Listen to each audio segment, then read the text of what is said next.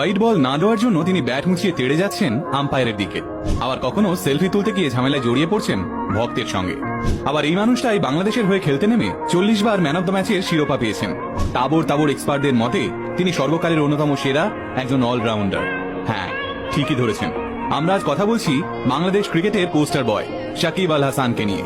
কথায় কথায় মাথা গরম করে ফেলা এই মানুষটা কিভাবে হয়ে উঠলেন বাংলাদেশের সর্বশ্রেষ্ঠ অলরাউন্ডার, আসুন আজকের ভিডিওতে সেই কথাই জেনে নিই। বরং বাংলাদেশের হয়ে ক্রিকেট খেলার সময় তো তিনি খবরের শিরোনামে থাকেনি, কিন্তু যখন তাকে 1 বছরের জন্য ক্রিকেট থেকে ব্যান করে দেওয়া হয়েছিল সেই সময়ও মিডিয়া তাকে নিয়েই মেতে থাকতো।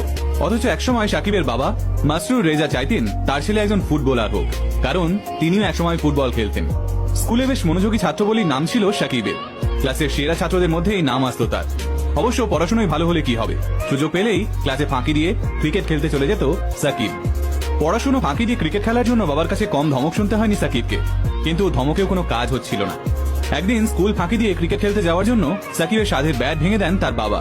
এই ঘটনাও তাকে ক্রিকেট থেকে দূরে সরিয়ে রাখতে পারেনি। বন্ধুদের ব্যাট নিয়ে দিব্যি খেলা শুরু করে দেন সাকিব আল হাসান। ছেলের জেদের কাছে হার স্বীকার করেন বাবা। এরপর বাংলাদেশ ক্রিকেট বোর্ডের ক্যাম্পে যোগ দেন সাকিব। প্রথমে তিনি ছিলেন পেস বোলার, কোচের পরামর্শে স্পিন বল বেছে নেন। আর ব্যাট তো তিনি দুর্দান্ত করতেনই। স্পিন বোলিং আর দুর্ধর্ষ ব্যাটিং, এই দুইয়ের কম্বিনেশনে তিনি একজন তুখোড় ক্রিকেটার হয়ে ওঠেন। খুব অল্প সময়ে বাংলাদেশ ক্রিকেট টিমে অন্তর্ভুক্তি হয় সাকিব আল হাসানের। মাত্র 22 বছরে বিশ্ব ক্রিকেটের ইতিহাসে পঞ্চম কনিষ্ঠতম অধিনায়ক হন সাকিব। তাঁর নেতৃত্বে 2009-10 সালে দেশের বাইরে প্রথম টেস্ট সিরিজ জেতে বাংলাদেশ।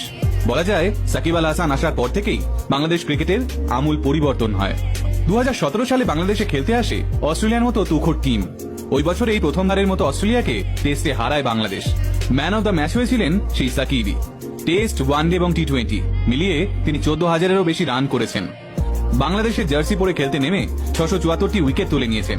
তার এই চোখ ধাঁধানো পরিসংখ্যানের থেকেও জানিয়ে বেশি আলোচনা হয় তা হলো তার আগ্রাসন।